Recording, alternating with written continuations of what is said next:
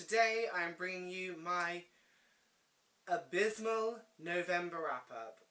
I read 3 books in November. 3. My worst reading month by far of the whole year. Like, seriously, it was terrible. So bad. I read 2 books at the beginning of the month and then 1 at the end of the month. Or I could say just say I read 3 and a third, because I'm a third of the way through one. Makes matters worse is that I only actually own 2 of the books. The other one is an ebook on my laptop, so, you know, I failed miserably this month. I'm 8 books behind on my Goodreads reading challenge, so I have to read like 20 books in the month of December to catch up.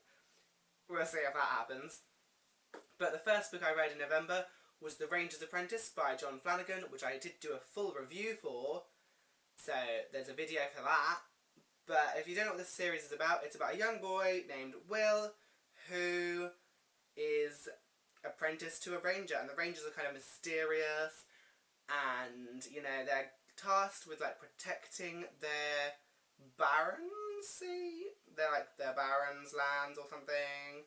Can't remember the exact name for it, but it's a really solid high fantasy middle grade series. I gave it a 4.25 stars. This book was perfectly paced, the characters were so fun, one of them especially Holt, sarcastic AF, I loved him, and just generally the only thing I had that was a qualm was some things didn't feel a bit middle grade, and this series does as a whole feels very middle grade. Just some of the choices that John Flanagan made in regards to just some of the things, I was a bit like, okay. I did sometimes feel like at the beginning the plot was slightly slow for a middle grade book. You know, because middle grade is usually fast-paced, but this one had a bit of a slow bit. But 4.25 stars. The next book I read was This Book is Gay by James Dawson, which is a non-fiction book about LGBTQIAB+ stuff. And it's got loads of stories woven in from, like, actual people. So it has, like, these little survey responses that different LGBTQ+ people have done. And that was one of my favourite parts of the book. I gave it a 3.75 stars because things. But this book as a whole was really well rounded. It gave you lots of information about the different LGBTQ stuff. It really focused on like the different things. It made a lot of it approachable and just open for discussion. It was just really good for that. The thing I didn't like was that it tried too hard to be funny, I thought. And I know that sounds really strange, but it was a non-fiction book, and it was trying too hard to be funny, and it just didn't work for me, personally. Which is sad, because, as a whole, the information it was giving was very good, and the, like, bluntness of some of the survey responses was just hella to the point. You know, and that's very important, I think, in this kind of thing. You just need to be to the point. And the other thing I had is that some of the stuff is very rudimentary in that I generally knew it already because YouTube and people on YouTube that I've seen make videos on LGBTQ+ stuff. And I generally knew most of it, but it was still solid, and I think if that kind of thing interests you, you should pick this book up purely so you can be more informed. And the next book I picked up was An Ember in the Ashes by Sabata here.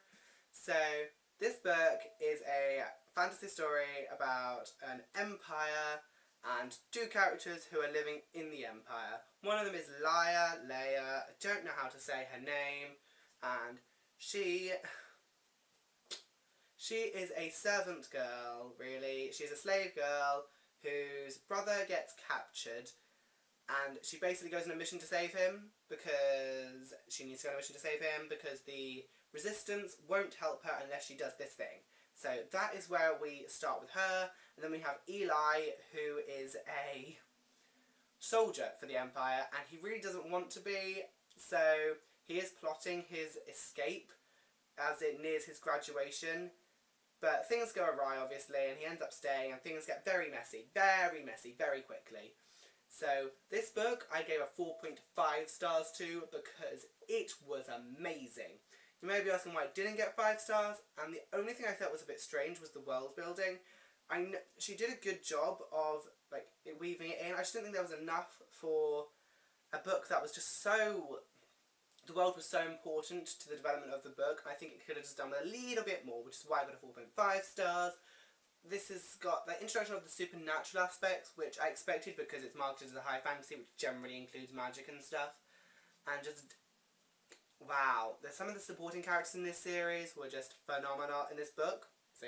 In this book were amazing, like Helen, or Helen, pronunciation. She was just great. Like, I didn't like her at the beginning, and then I was like, yes, girl, you go, girl. Then we had Keenan, who was great. Izzy, special snowflake. The Commandant, Queen Bitch, like, seriously, Queen Bitch absolutely hated her. Just generally, I think this book was just so good. I cannot wait to pick up the sequel, which I'm going to do, because I Towards the End of the Night is the sequel, and there's going to be a sequel. Even though this was marketed as a standalone, it could never be a standalone. If you've read that ending, you know it could never be a standalone. Like, seriously, you don't leave a book like that. Important things need to happen in A Torch Against the Night, so yes. So, I read these two this month and one more. Yeah, did really well. Sorry, guys. Next month will be better. December will have to be better, because I need to catch up on my reading challenge. I am already 130 pages through Armada, so that's exciting. And I will have another video soon, so goodbye.